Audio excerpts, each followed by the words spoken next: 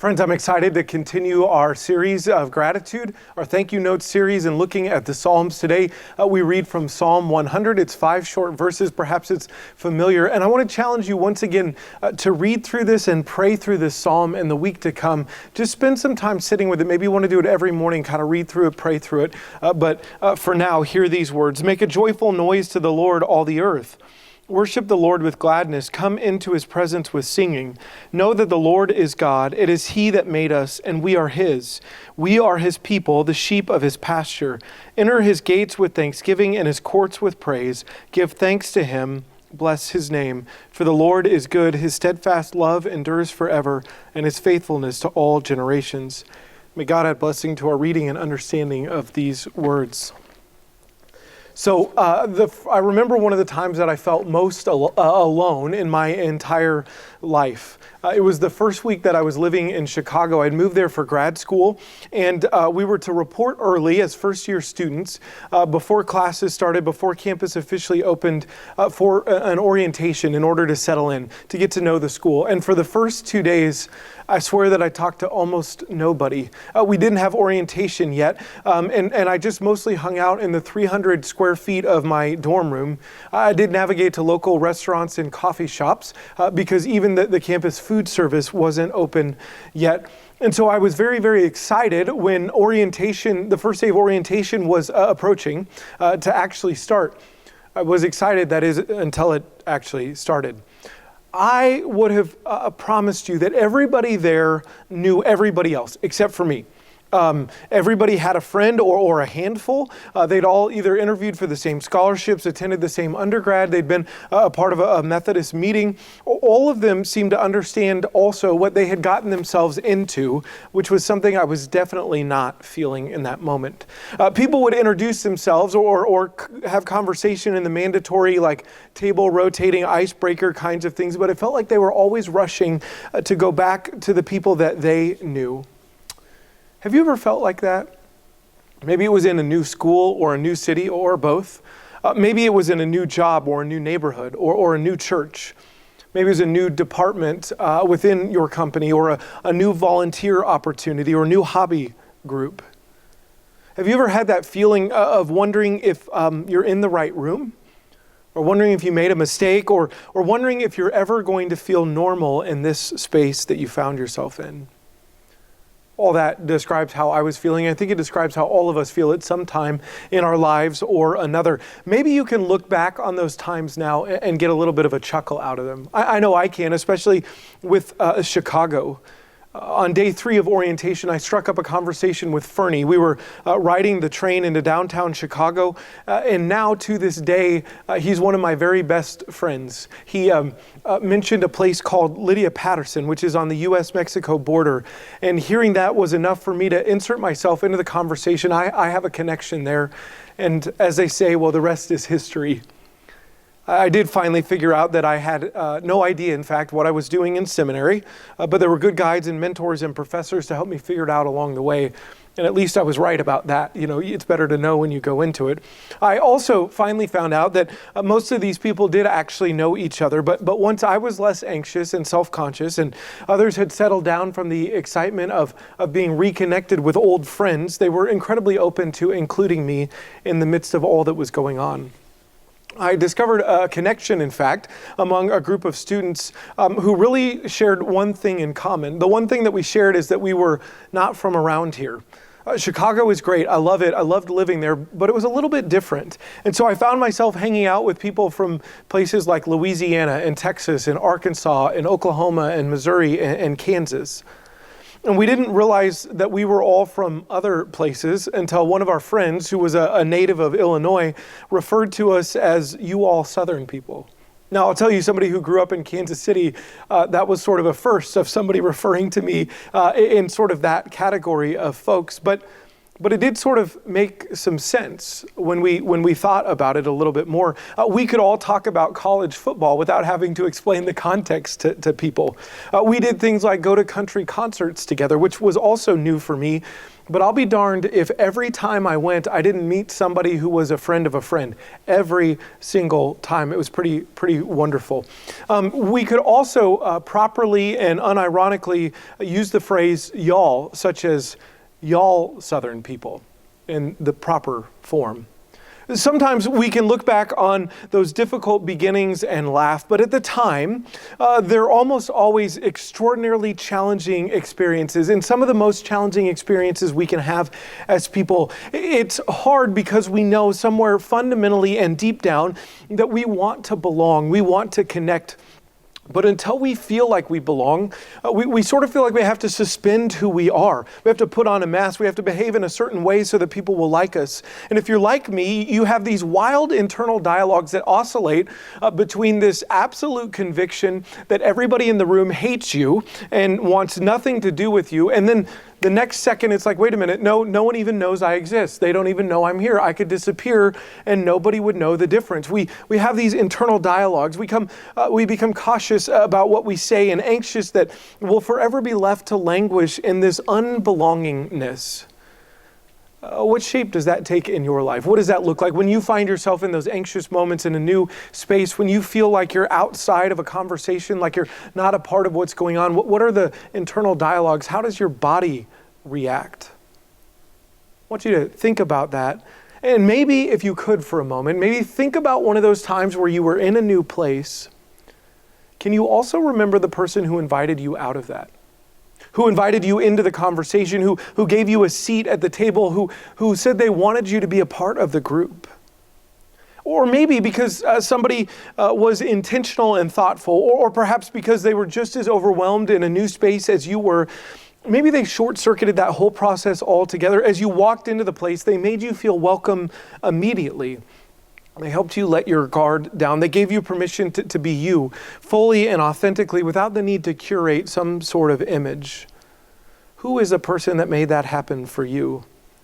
On the playground in elementary school, in activities in high school, or as you found yourself in a workplace or higher education, or moved to a new job or new city or new church, who is that person? I want you to hold on to them because we're going to come back to them in a few minutes. Who are the people that have just helped you to know that you were okay just as you were, that conveyed that sense of belonging? Our psalm today talks about the greatest gift of belonging that we can possibly know and experience. It is the most foundational, the most unwavering, and yet sometimes it's the most difficult to pin down or describe.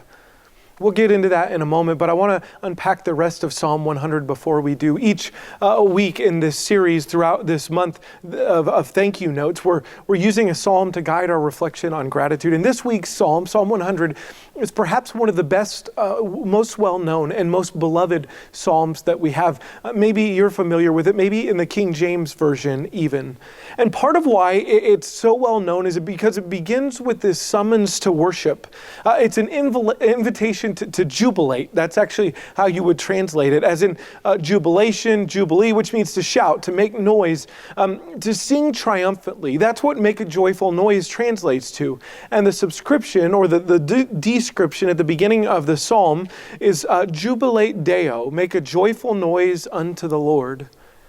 It's a good and a beautiful psalm to reflect on any time, not only as we worship, but also in this time as we move through a season of Thanksgiving. And so I do want to pause here for just a moment and ask you, what is it this morning that you have to give thanks and praise to God for? What is it that you are jubilating? You are filled with jubilee and joy and thanksgiving? What is it that you're giving praise and gratitude for? What are the things that you take stock of in your life that are giving you cause for joy and thanksgiving? Is it as simple as the breath within your lungs right now? Or that you were able to get out of bed because this is a really hard season?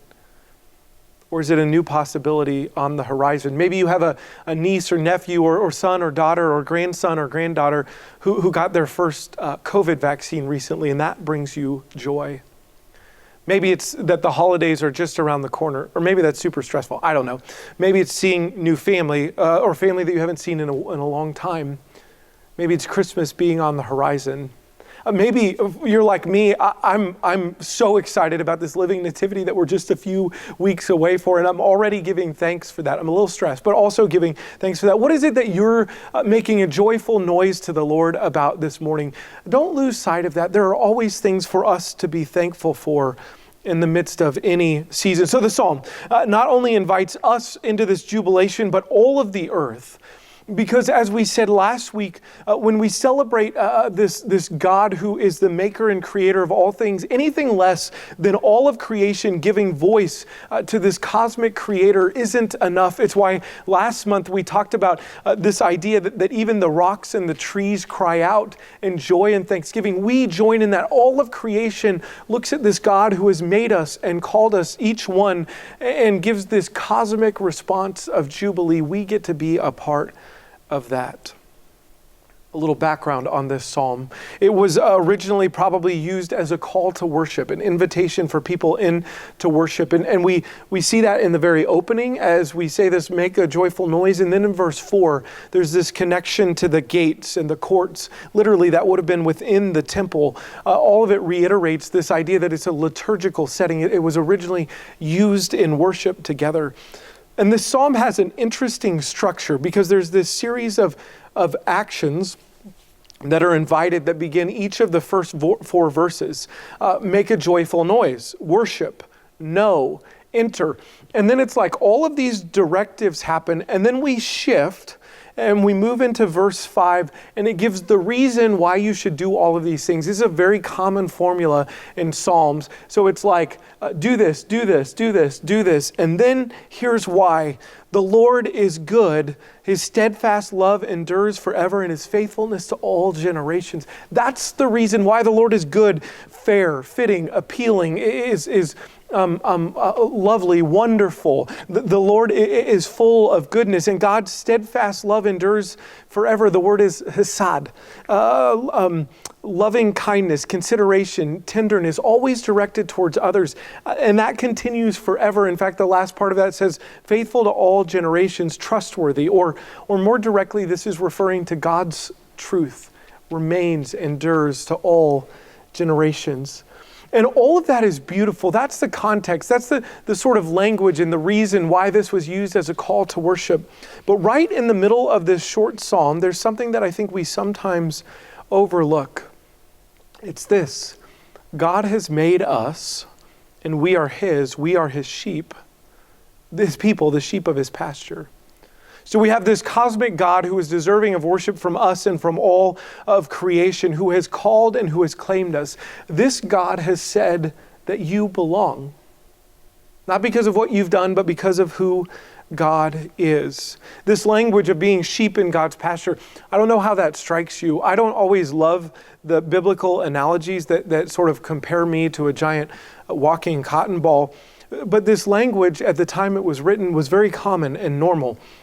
It was the language of a ruler who would take care of a particular group of people. And it was a sort of a compassionate, loving kindness sort of taking care, not a lording over. So there's this affection in the midst of it. So God claims all of us with this affection, not only us, but all of God's children as God's own. And in fact, the psalm is designed to express just how much we're known by God and how much we are enveloped in this divine belonging. If you look at the pronouns that are used in the psalm, I know this is sort of interesting, but it's poetry. It's very interesting to dive into.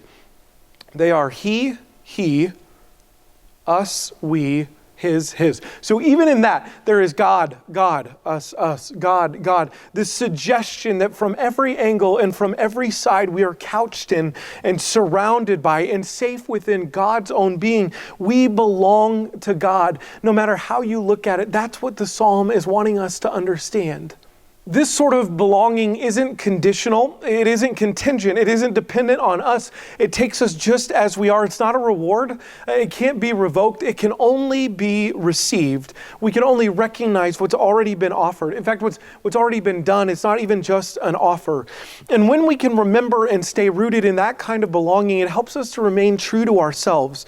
When we don't feel like we have to impress or put a mask on, our self-image and our self-worth gets rooted in an unwavering and unchanging validation of who God is and who God has called us to be.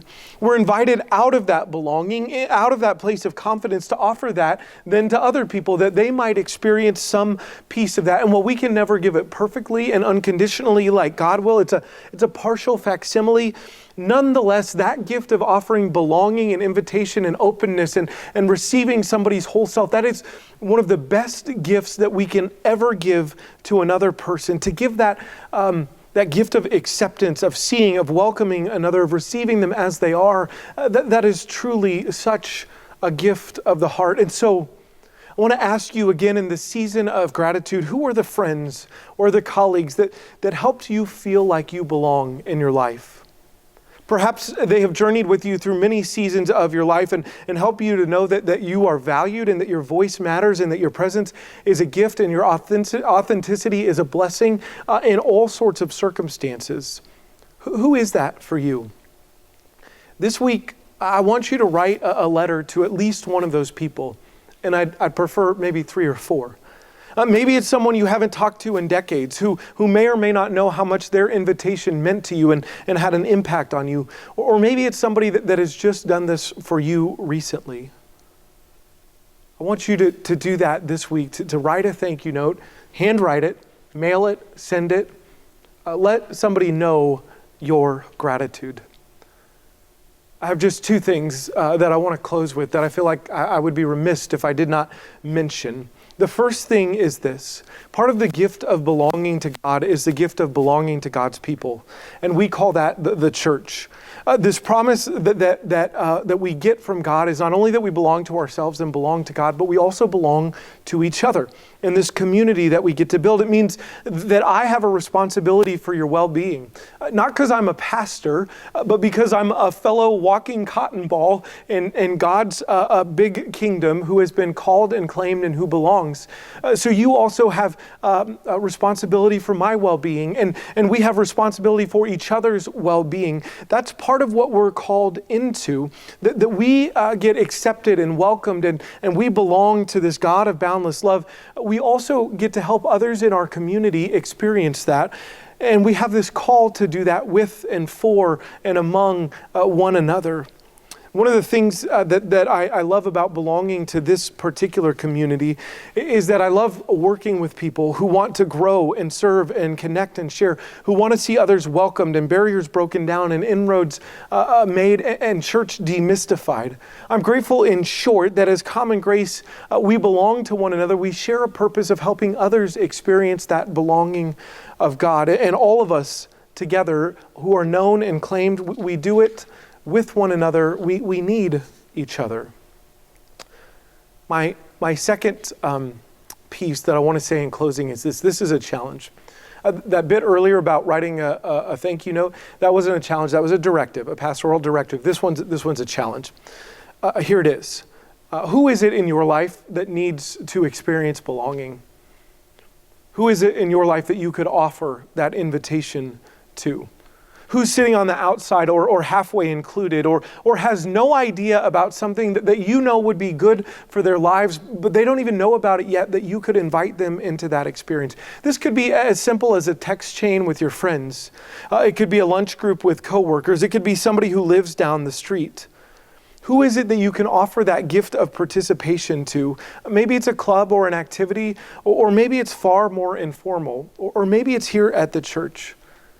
Friends, in this holiday season, we find ourselves in the time where people are most likely to say yes to an invitation of many kinds, and most especially to a church. And in fact, there are many people who are hoping that someone will invite them into a church community. And maybe it's not simply limited to inviting, but helping them belong. Maybe it's guiding them through the process, helping them find their way, helping connect them, introducing them to other people.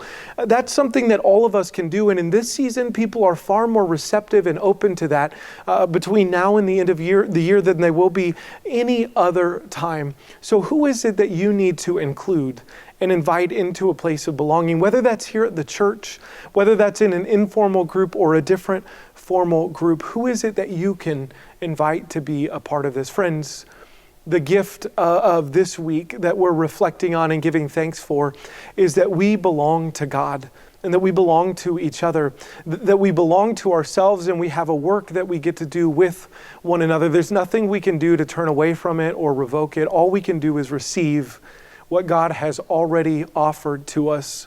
So may you experience that and share it with others in the week to come. Amen. Would you take a few moments for reflection?